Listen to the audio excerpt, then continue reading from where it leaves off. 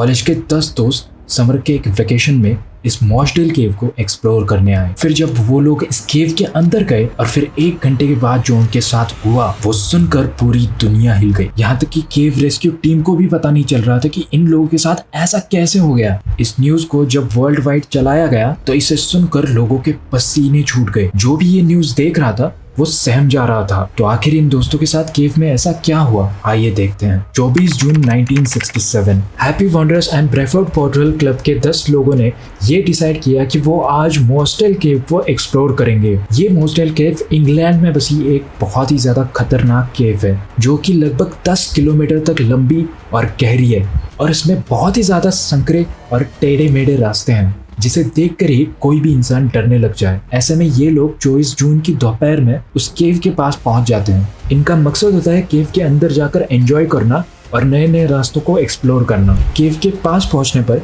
ये 10 लोग 5-5 की 2 टीम्स बनाते हैं। पहली टीम में होते हैं 4 लोग और दूसरी टीम में होते हैं 6 लोग। अब ये लोग अपना सारा सेफ्टी इक्विपमेंट्स और सब सामान पहन लेते हैं और केव में जाने के लिए तैयार हो जाते हैं। पहले 1 घंटे में तो ये लोग काफ़ी ज़्यादा मज़े करते हैं, बहुत एंजॉय करते हैं इस केव में और हंसी मजाक करते हैं अपने दोस्तों के साथ। लेकिन थोड़ी दूर जाने के बाद इनके सामने बहुत ही ज़्यादा संकरे रास्ते आने लग जाते हैं जहाँ से गुजरना बहुत ही ज़्यादा मुश्किल होता है। इस खतरनाक रास्ते को देखकर इस क्लब के 4 मेंबर्स आगे जाने से मना कर देते हैं क्योंकि उनका मानना था कि आगे खतरा हो सकता है। तो शाम को 6 बजे ये लोग केव से बाहर आ जाते हैं। अब जो होने वाला था वो देखकर आपके रोंगटे खड़े हो जाएंगे। केव से बाहर निकलते ही उन मेंबर्स को पता चलता है कि बाहर का मौसम बहुत ज्यादा खराब हो चुका है और बाहर काफी ज्यादा तेज हवा चल रही है और एक तूफान भी आ चुका है। इसलिए उसमें से 3 लोग इंग्लैंड वापस चले जाते हैं, लेकिन उसमें से एक मेंबर मॉर्गन फोर्ब्स वही केव के पास अपने दोस्तों का वेट करने के लिए रुक जाती है।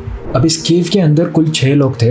Bill Franks, Colin Vickers, Dave Adamson, जो कि इस केव में काफी बार आ चुके थे और इसीलिए इस केव को एक्सप्लोर करने का प्रोग्राम बना था। और इनके साथ थे 24 साल का जोएफ पोयरू, 17 साल का माइकल रैन और 21 साल का जॉन ओगडेन। ये 6 लोग केव में और भी ज्यादा गहराई में घुसे जा रहे थे। अब शाम के 7 बज गए थे और बाहर जो तूफान आ गया था वो बहुत ही ज्यादा बढ़ गया था और हालात बिल्कुल खराब हो चुके थे। अब जो होने वाला था वो किसी ने भी नहीं सोचा था। तूफान के साथ साथ ही बहुत ज्यादा बारिश होना भी स्टार्ट हो गई। केव के बाहर खड़ी मॉर्गन इस जोरदार बारिश को देखकर घबरा जाती है क्योंकि उसे अंदाजा हो गया था कि शायद अब क्या होने वाला है। और मॉर्गन जिस चीज से घबरा रही थी बिल्कुल वही हुआ। इतनी तेज बारिश की वजह से बहुत सारा पानी केव के अंदर जा रहा था, लेकिन केव के अंदर इन 6 लोगों को इसकी जरा सी भी भनक नहीं थी। कुछ देर के बाद ये 6 लोग केव के अंदर 4 मैराथन नाम की जगह पर पहुंच गए और इस पॉइंट तक आज तक सिर्फ 3 या फिर 4 लोग ही जा चुके थे।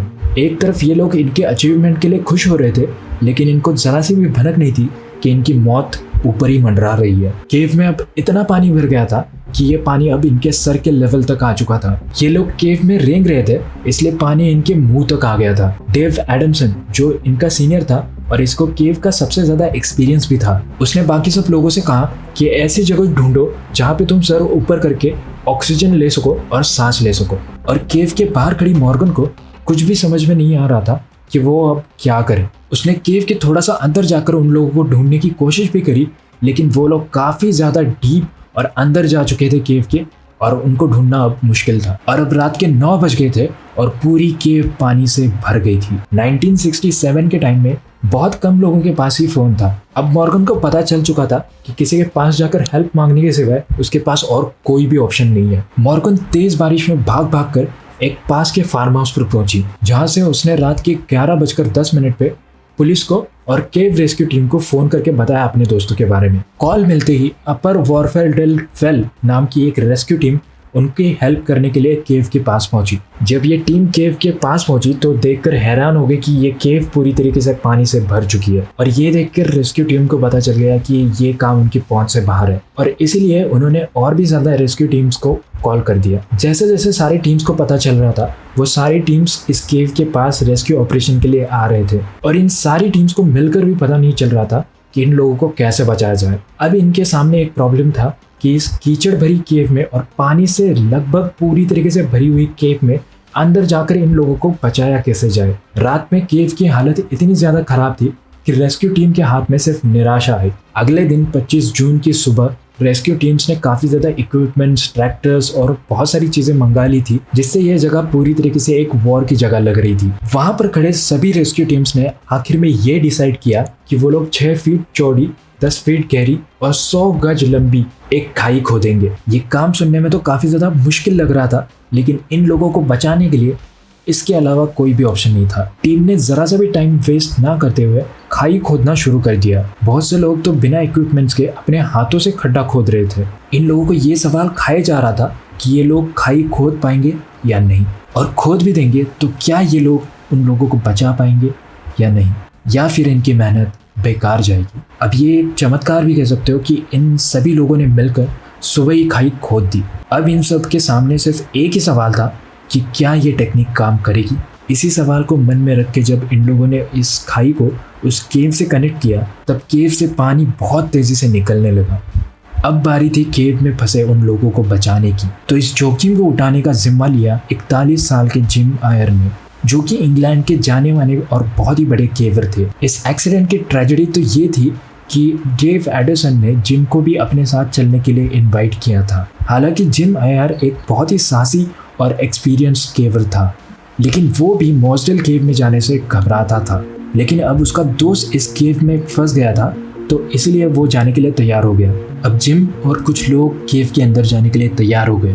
उनके खाई में अंदर जाने से पहले खाई में कुछ पाइप्स लगाए गए, जिससे कि पानी और तेजी से निकलने लगा। पूरी रात और सुबह काम करने के बाद टीम्स काफी ज्यादा थक गई थी। इसकी वजह से जिम और बाकी सारे मेंबर्स को भी काफी ज्यादा नींद आ रही थी, लेकिन फिर भी उन्होंने केव में जाना जरूरी समझा। जिम और रेस्क्यू टीम अपने दिल को थाम कर धीरे धीरे से केव में अंदर जाने लगे। उन्हें इस केव में काफी ज्यादा डर लग रहा था, क्योंकि केव में पानी की वजह से अजीब अजीब सी आवाजें आ रही थी। कुछ देर रेंगने के बाद वो लोग केव के रफ पैसेज में पहुंच गए। ये जगह एक इंसान जितनी बड़ी थी, जहाँ पे सिर्फ खड़ा रहना ही पॉसिबल था। कुछ देर वहाँ पे खड़े रहने के बाद उन सभी लोगों को एक छपाक छपाक की आवाज आ रही थी, लेकिन ये केवल उनके मन का एक वहम था। जैसे जैसे केव में से पानी का लेवल कम हो रहा था, उन टीम्स के लीडर टोनी वेल्थ ने इस रेस्क्यू मिशन को ज्वाइन कर लिया। वो किम आयर के साथ रफ पैसेज के आगे का रास्ता होस्ट करने वाले थे, जिसे कि फार मैराथन कहा जाता है।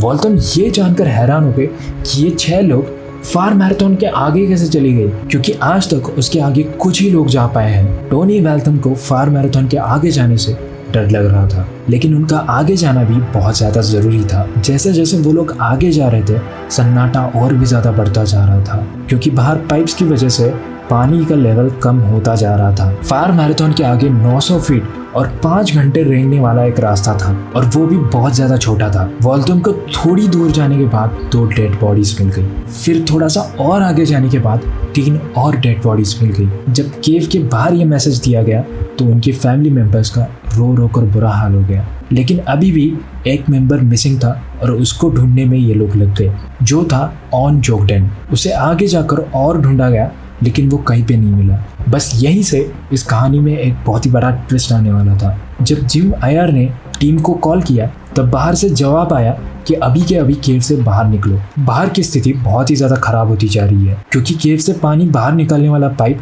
खराब होने वाला है। इस बात को सुनकर सारी रेस्क्यू टीम के मेंबर्स उन बॉडीज को वहीं पे छोड़कर बाहर आ गए। अब सबके सामने सिर्फ यही सवाल था कि वो छठा मेंबर जॉन ऑगडेन कहाँ पे है। क्या वो भी मर गया, या फिर कहीं पे खड़े होकर वो अपने रेस्क्यू की वेट कर रहा है। अब रेस्क्यू टीम ने बॉबी लिकी से एडवाइस मांगी। ये वो इंसान थे जिन्होंने इस केव को एक्सप्लोर करके इस केव का एक मैप बनाया था।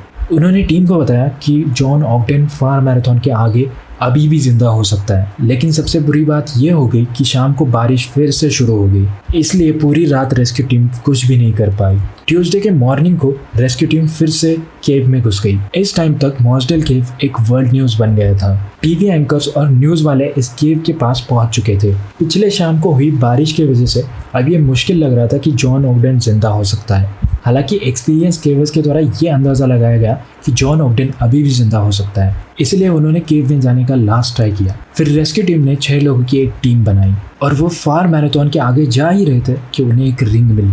थोड़ी दूर और जाने के बाद उनको वहाँ पे एक जूता मिला। इससे ये अंदाज़ा लगाया गया कि जॉन अभी भी जिंदा होगा, और इन निशानियों के थ्रू वो उनको अपने पास बुला रहा है। लेकिन पूरे दिन ढूंढने के बाद भी जॉन उनको कहीं पे नहीं मिला। केव में हर तरफ ढूंढने के बाद भी जॉन का नामो निशान कहीं पे नहीं था। केव के बाहर खड़े डॉक्टर्स ने बताया कि हो सकता है कि जॉन पानी में डूब के मर गया और पानी के तेज बहाव ने उसकी बॉडी को कहीं दूर पटक दिया हो। इस टाइम तक जॉन को ढूंढने का काम भी और भी ज़्यादा रिस्की होता जा रहा था, क्योंकि बाहर बहुत ज़्यादा बारिश हो रही थी और पानी सारा केव के अंदर जा रहा था। यहाँ तक कि उन 5 बॉडीज़ को भी केव से बाहर ले जाना बहुत ही ज़्यादा मुश्किल था। इसीलिए रेस्क्यू टीम्स ने पुलिस, डॉक्टर और उनके परिवार वालों से परमिशन लेके इन 5 बॉडीज़ को और जॉन को यहीं पे छोड़ने का फैसला लिया। इस टाइम तक इस केव के पास 300 से भी ज़्यादा लोग पहुंच चुके थे। सबकी सहमति से ये मान लिया गया कि जॉन केव के अंदर ही मर गया था और उन 5 बॉडीज़ को भी केव से निकालना बहुत ही ज़्यादा मुश्किल है। इसलिए उन बॉडीज़ को केव में ही रहने दिया और उसके बाद इस मॉसडेल केव को हमेशा के लिए बंद कर दिया गया और केव के बाहर इन 6 लोगों की याद में एक पत्थर लगा दिया गया। आई होप आपको ये वीडियो अच्छी लगी होगी और ऐसी वीडियोस देखने के लिए चैनल को सब्सक्राइब कीजिए और लाइक कर दीजिए इस वीडियो को।